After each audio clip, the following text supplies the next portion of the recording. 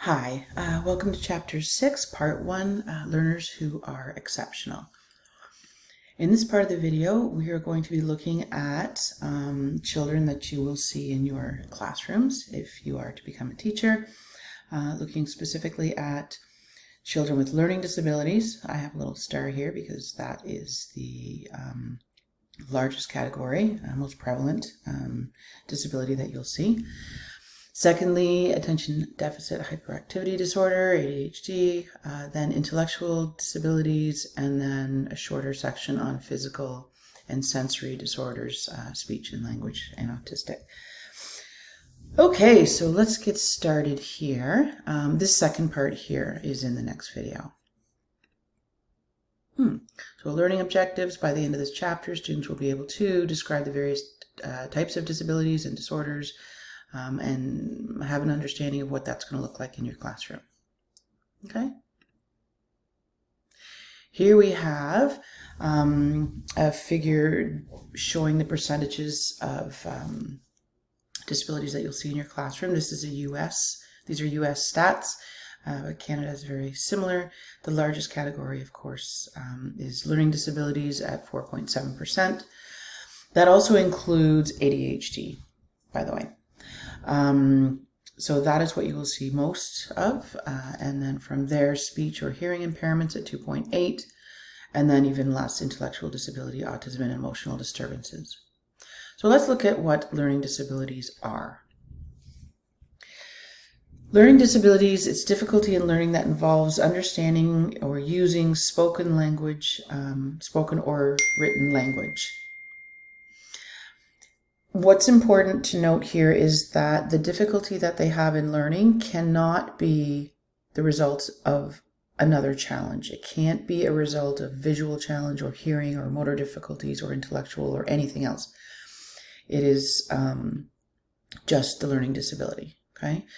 The initial diagnosis by a classroom teacher and then a specialist is called in to assess. So typically what happens is about grade 3, grade 4, once students are learning to read up until around grade 3, grade 4, and then they begin reading to learn, right? There's a change that happens there. So that is why typically around that age is when teachers will start to notice that a student is having difficulty in learning to read or difficulty in learning other subjects as well. Then the teacher will call a specialist into the classroom to assess the child. Okay, they do intelligence tests, educational assessment required. They also may do visual motor skills testing, language memory testing. So children with learning disabilities face difficulties in learning. They have no other diagnosed problem or disorder, and what you find is that the prevalence of learning disabilities is 3 times higher in boys than girls. They talk about 2 reasons why this might be. One is biological. Maybe boys just have a biological vulnerability to learning disabilities. And then there's also what is called the referral bias, which is because of boys, their behavior, they're more external in their behavior, that they tend to be seen more, having challenges and referred more than girls. Girls tend to be quieter in the classroom and don't externalize behaviors as much, so that it's harder to diagnose or difficult to see learning disabilities, also similar with ADHD. Outcomes, lifelong.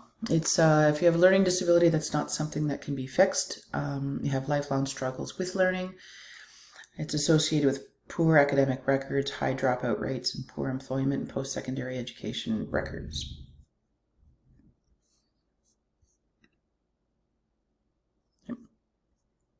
So, a number of disorders which may affect acquisition, organization, retention, understanding, use of verbal or nonverbal information. Okay, so those with learning disabilities have impairment in 1 or more processes related to perceiving, thinking, remembering, or learning. They have difficulties with language processing, phonological processing, visual, spatial, perceptual processing, memory and attention, and executive functions. So they may have difficulties with 1 or more of these. And because of that, it results in problems with the items on the right here. Oral language, reading, written, math, organization, or social skills.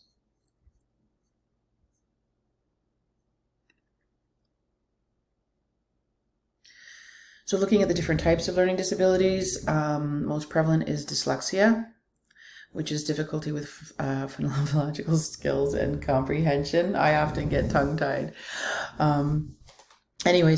Or severe impairment with the ability to read or spell. Okay, so that's dyslexia.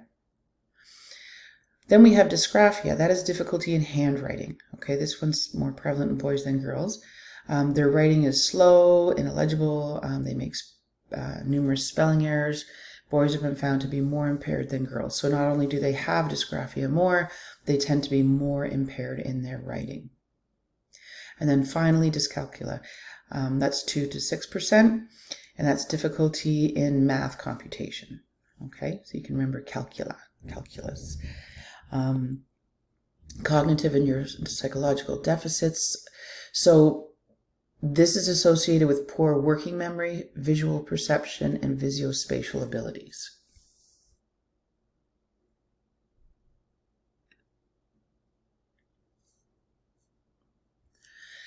Strategies for working with students with learning disabilities. You're going to see some strategies are going to cross over in many different areas. Okay, so these are not specific to learning disabilities. You'll see this come up in the other areas as well. So they're useful strategies for working with all students. Take the needs of the child with a learning disability into account during instruction. When you're doing your instruction, when you're teaching your classes, you have to know who is in your classroom, get to know your students very, very well, and some of the challenges that the different students have, okay? You have to make the transitions between activities a little more clear, okay?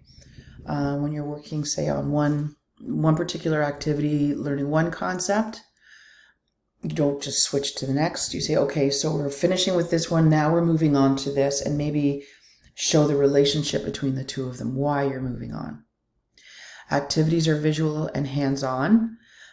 That tends to work better with most kids, but especially with learning disabilities.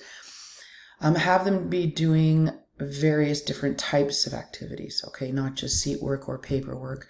They're doing visual, they're doing hands-on, they're doing experiential. They're learning from many different ways.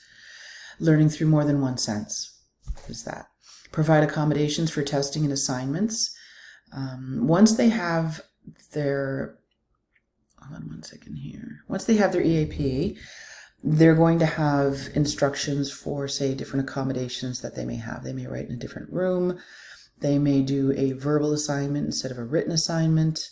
Make modifications, oral report instead of written. Improve organizational and study skills. Teach them how to organize. Okay, teach them how to study. They will have difficulty in learning that on their own. Of course, it's a good thing to teach all of your students, but know that they're going to struggle with that. Work on reading and writing skills, earlier the better. So with learning disabilities and the difficulty in reading and writing, they're always going to have challenges. Some research suggests that if you were to start teaching them, what am I trying to say here? More instruction, more skills, more reading, right? Hours a day, basically. That the more they have, the better they're going to be able to read, okay? So some research says that. Other research sort of challenges that idea. There was one school in North London. It was specifically for kids with learning disabilities. It was a private school. I think it was called the Amethyst School. So their idea was they would come in and they would learn to read and practice reading for hours and hours and hours. And that would facilitate their learning and they'd be able to read better. Some of the research shows that once they stop that intense reading and writing, that they sort of digress back to where they were before. But the research is sort of sort of challenging on both sides of that issue. Challenge them to become independent and reach full potential. And then you as a teacher need to learn about the apps and technology to help out. So there's lots of different technologies out there, voice to text, drag and dictate, that sort of thing. Usually there's, you need to know about it, but there's usually a specialist in the school also who can help with that. So possible causes of learning disabilities. They're not really sure what causes them, but some possibilities are families where one parent already has a disability, so that would be, genetic. Problems during prenatal development or delivery. MRI brain imaging research. So they did brain imaging trying to locate if there's a specific area of the brain that would be responsible for learning disabilities. And they did not find anything. What they found is that learning disabilities are located in multiple different areas of the brain, not just in specific brain structures. Intervention, focusing on improving reading ability, intensive instruction over a period by a competent teacher. Again, that's debated, the effectiveness of that. Okay, so moving on to the second, which you're probably very familiar with, ADHD. So, Center for Disease Control and Prevention estimates ADHD has continued to increase in 4 to 17-year-old children. So you can see that the prevalence has increased from 2003 from 8% up to 11% in 2016. Again, is that an increase in diagnosis or an increase in actual ADHD itself? That's difficult to say. ADHD, again, 13.2% of boys, 5.6% of girls. So is that biological or is that referral based? And we will see why in just a minute. Got an extra slide in here, the different types, the signs. So the one that you'll see the most is impulsivity and hyperactivity. Okay, those tend to be associated more with boys, and that's why they are often diagnosed more. So they squirm, fidgety, they don't stay seated, have a difficult time sitting quietly, talks excessively. Impulsivity, difficulty waiting their turn, has trouble waiting until a question is finished before answering, interrupts others. Another sign that you will see, which is sort of opposite end of the spectrum, is the inattentive. Okay, they're easily distracted, they have trouble following directions, display organizational problems, experiences difficulty listening while others are speaking, forgets about daily activities, often loses things, and has a tendency to daydream.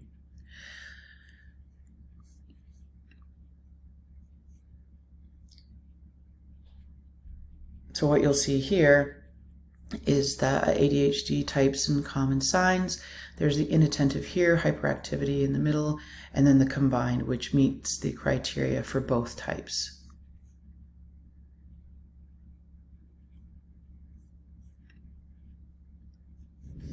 So what do we know about ADHD? Onset is in early childhood. That is one of the criteria. There has to be signs. Even if you're diagnosed, you can be diagnosed later in life. But looking back at the history, the school history of that person, you would need to see specific signs, these types of signs in their behavior in the classroom. Okay, so early onset characteristics must be debilitating for the child. Again, there's some more stats here about the increase. Worldwide, 5 to 12, Canada 1 to 13. So just remember that boys tend to be diagnosed more than girls. They tend to be diagnosed more with impulsivity and hyperactivity. Girls tend to be diagnosed more with inattention.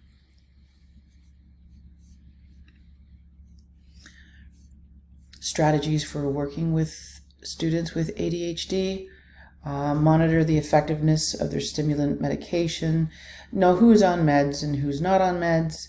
Notice any changes that are going on. Repeat and simplify instructions about in-class and homework assignments. You saw this for learning disability as well, right? You have to be very clear about what's going on in the classroom, transition, what is expected in terms of homework assignments, possibly have a lot of students will have a log where they have to write that down. Involve a spec ed teacher. The school does that. State clear expectations and give immediate feedback. Use proven effectual behavior management strategies, which we're going to be talking about a little bit later. So that's talking about rewarding good behavior with positive reinforcement. Use of punishment doesn't usually work. It's more about showing them positive behaviors and rewarding accordingly. If they're misbehaving, it's about removing the rewards, the positive feedback that they are getting for those, as opposed to punishing. Provide a lot of structure and teacher direction for these students. Provide opportunities for them to get up and move around. More so for kids with ADHD, but with young children, it's a good idea to have more movement in the classroom. Breaking assignments into shorter segments. Okay, so instead of doing a full 50-minute class, breaking it into smaller chunks for the students, maybe doing 20 minutes on each with breaks in between, keeps things more organized for them and keeps a little more in line with their attention span. Intellectual disabilities. The most distinctive feature is inadequate intellectual functioning. Okay? We're going to call it an ID, is characterized by limitations in intellectual functioning and adaptive behavior. It used to be diagnosed by lack of age-appropriate skills in learning and caring for themselves. Now they use the Stanford-Binet or Wechsler intelligence tests in order to diagnosed intellectual disabilities because there's a range. Okay, so what you'll see, maybe we'll come back to this slide. This is a normal distribution, as you know. Okay, so typically between, this one says 80 to 130, typically between 80 and 120 is normal. Okay, normal in my sky quotes here. Normal disabilities, normal level of intellectual functioning. When they do the tests, when they do these Stanford-Binet or the Wechsler tests, and students either score above the 120 or below the 80, that indicates either giftedness or an intellectual disability down here on the left. So a mild is a score between 50 to 70 in IQ. A moderate is 30 to 50, severe is 20 to 35, profound is 20 and below. So what you will see in the classroom is mild. Okay, you're not likely going to see the others. They would require different supports. So mild, developed to grade 6 level. Typically, they can have jobs and live on their own with some support. They're typically educated in the classroom, and they may have an educational assistant help them. A classification of intellectual disability based on level of support. So they used to just have two ways of sort of categorizing people with disabilities, intellectual disabilities. So you can do it by doing this test and finding out what their IQ is using these tests. If they have an IQ of less than 70, then they're considered to have an intellectual disability. Another way of doing it is classifying them based on the level of support that they need. Okay, so if they need intermittent support, that means that they're in the classroom and they get support as they need it. Okay, that's the lightest level of support. The next means they need a little bit more support. That's limited. Okay, so it's consistent. They have it quite often. It's time limited, but there's support throughout the day. Then you have extensive support, which is regular, daily, extended time. And then pervasive, which is constant and intense.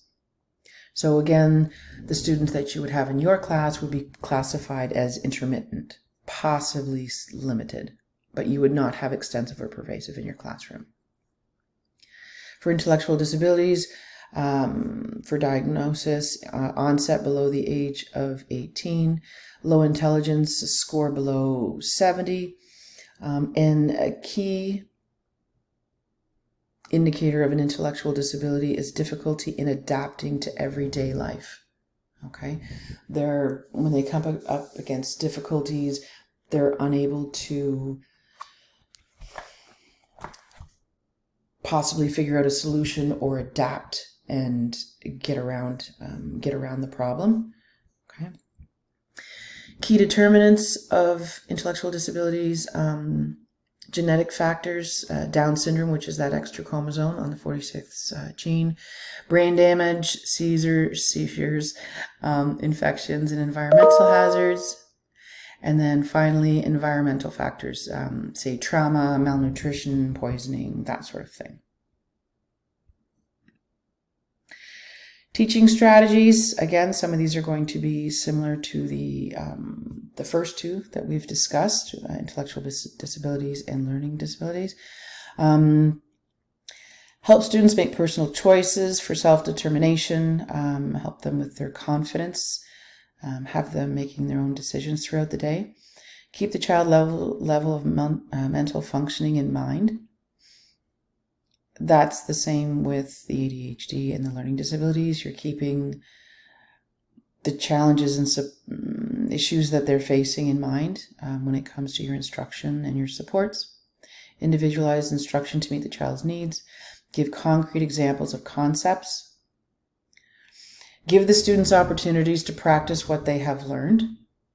Again, that would be for all students, but especially with students with intellectual disabilities. They need to really ground that knowledge and that learning into an example. Have positive expectations for the student's learning. Look for resource support, which would be provided by the spec ed teacher. And then use applied behavioral analysis. That's for all your students. Again, we will be looking at in more detail in terms of providing rewards and not using punishments.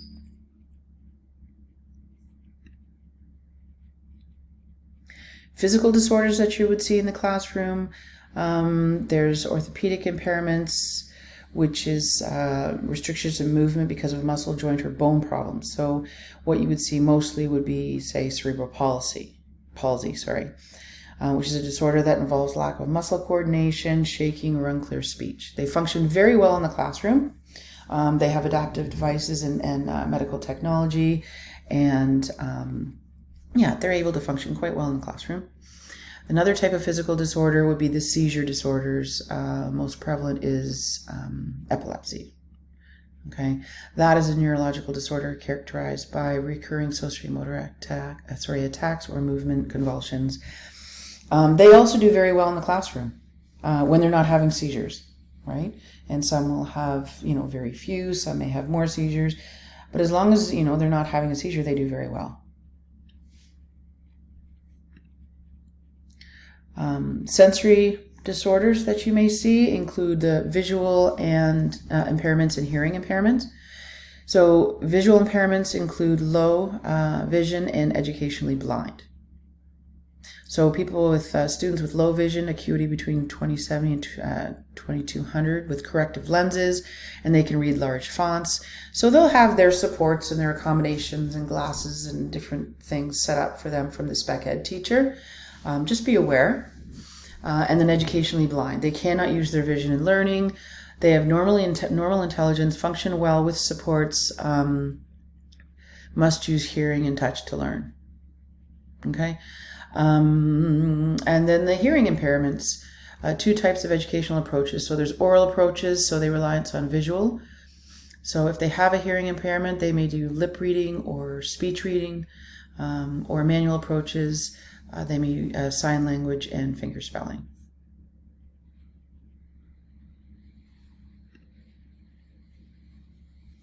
Strategies for working with students with hearing impairments. Of course, be patient. Speak normally. You may think it's being helpful to speak slowly or quickly or loudly for the students. It's better for their learning if you were to speak normally. They will, it's best if they're adapting to normal speech as they go through school and possibly into university, into their work lives, right? Reduce distractions and background noises if possible.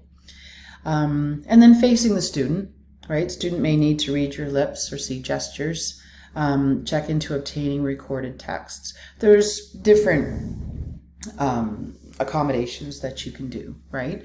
Have recorded lectures, have recorded, like if you're doing readings, they can have technology where that's read for them, right? I think this is, oh no, we've got 2 more to go. Speech and language disorders account for 21%. Okay, so there's 3 different categories of speech disorder, which first is articulation, which you would know by age 8, right? It's the way they speak. So they're pronouncing words incorrectly.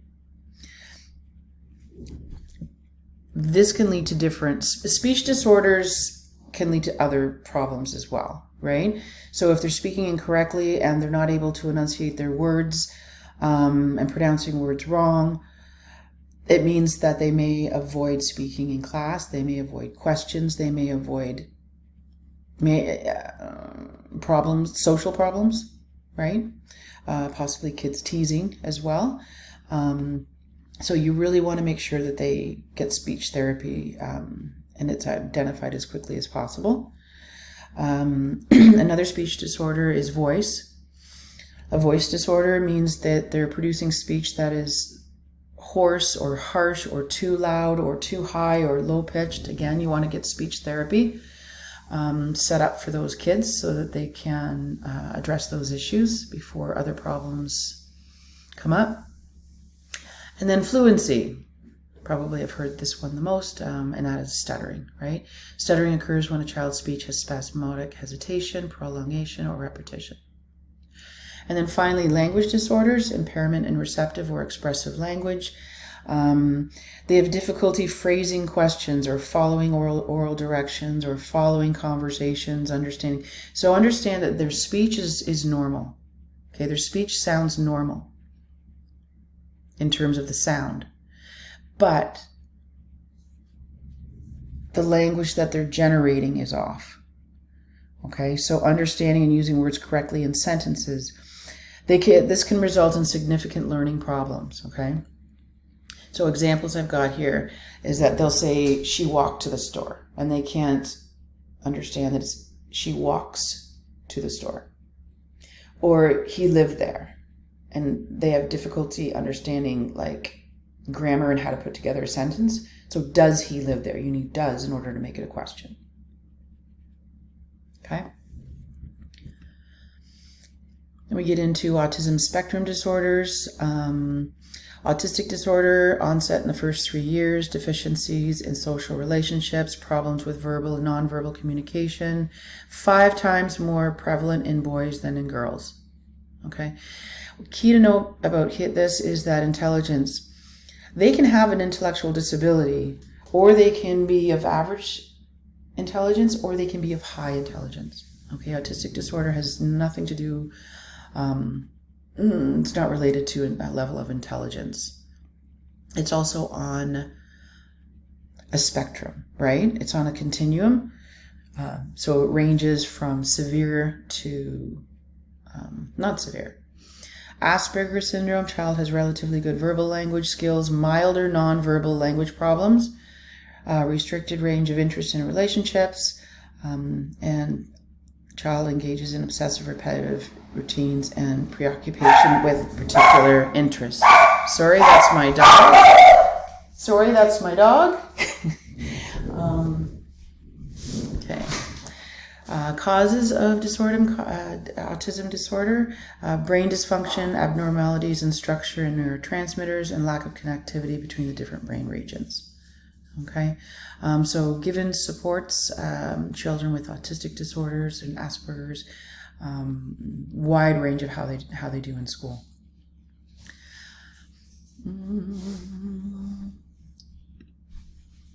Okay, and then finally, right, so emotional and behavioral disorders, 6%. So it's serious persistent problems that involve relationships, aggression, depression, fears associated with school and personal matters. There's a wide range of emotional and behavior disorders, okay? And these students in your classroom would definitely have a lot of supports with educational assistance. You see here, yeah. So aggressive, out of control behavior, children who have serious emotional disturbances and engage in disruptive, aggressive, defiant, or dangerous behaviors. Incidence is greater in boys, again.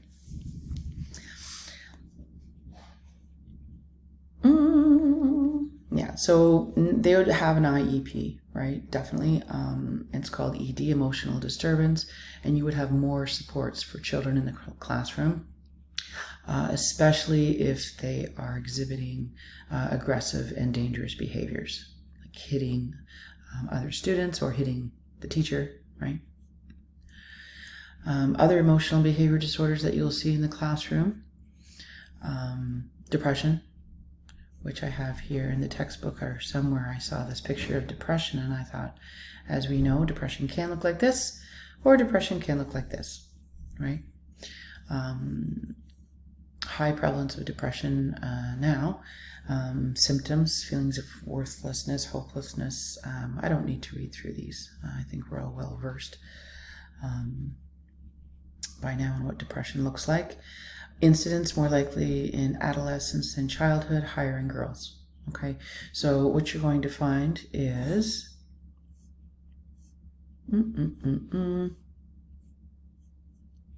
okay, so what you're going to find is that depression tends to hit around the age of 12 or 13, right? And you see, especially in girls at the age of 12 or 13, a drop in self-esteem at that age as well, a much sharper drop than you see in boys. Okay, so a lot of things are happening with girls when they hit adolescence, more so than boys. Not that boys don't, but anxiety and fear. So anxiety involves vague, highly unpleasant feelings of fear and apprehension. So what's important to note here is that everyone has anxiety to some degree. Okay, anxiety is a normal reaction to stress. It can be triggered by specific stressors. Anxiety has a start point and an ending point. You might feel anxious about a test that's coming up. You might feel anxious about something you have to do the next day. And to some degree, anxiety, a little bit of anxiety is helpful, right? Or motivational. Lessens significantly or disappears from the stressful situation. So after you have that test, the anxiety goes away. Relaxing often helps you feel better. The difference is with anxiety disorders is that it comes out of nowhere, or you feel it comes out of nowhere. It's intense, disproportionate emotional response. It can be ongoing. It can last days or weeks. You don't know when the start point is coming. You don't know when the stop point is coming. It interferes with day-to-day life, interferes with your school, interferes with your social relationships, your jobs. It can have physical symptoms like sweating, trembling, lightheadedness, and it feels impossible to control or manage. Okay, so it's really important that students get supports and counseling to learn how to manage their anxiety disorders. One technique that they teach is mindfulness. Okay, it's got a grounding technique. So what you do is that when somebody's having, say, an anxiety disorder, you use this grounding technique to sort of re-ground them in the moment, right? So you ask them 5 things you can see. What are 5 things that you can see? And they look around. Like if you were to look around right now, I see window, computer monitor, glass, textbook, weight. I don't know if that was 5. And then 4 things you can touch. And they start touching. And they name those 4 things. And then 3 things you can hear right now. I can hear my voice, I can hear my dog, and I can hear a lawnmower. And so on. Okay, and the idea is that you're regrounding them in the moment.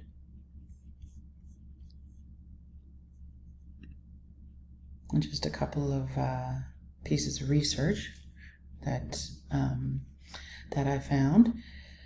There's a growing consensus that the decline in mental health may be linked to increased use of smartphones and social media. Okay, so you'll see the years across the bottom here. You've got suicide, self-poisoning, major depressive episodes. Okay, so you'll see from 2001 up to 2012. 2012 and 13 is when phones really came out, mostly iPhones, Android phones, and then a significant jump in the prevalence of these mental health disorders. You'll also see a significant jump depending on hours of daily usage, right? So social media use and depression in girls, boys, and then low well-being. So depression with girls, this hours of daily use, using it for 6 hours a day, adolescents with depression or low well-being percentages. Look how that jumps up. Okay, more so for girls than for boys. And then just general well-being is lowered. Okay, so reduce the number of hours on your phones is what that is saying. Okay, and that is the end of part 1. In the next video, you'll be looking at educational issues involving children with disabilities and looking at children who are gifted. See you then.